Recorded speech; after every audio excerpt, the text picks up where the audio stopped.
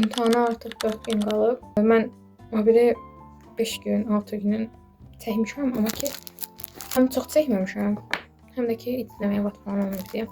Ola bilsin ki buna qatdım, hələ atdım. İmtahana son 6 gün. Mən bu günlərim bu qədər tez çıxartdım. İçlərində yazdıqlarım da var. Əsasən riyaziyyatdan da yazdıqlarım da zaten. Sadəcə çıxartdırdım ki, yenidən işləyim. Yazmadıqlarımı da yazın.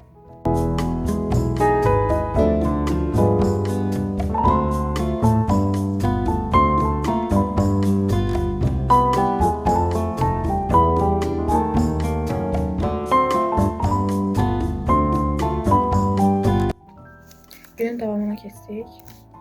Burada birinci zonanın imtahanını davamı istəyirəm.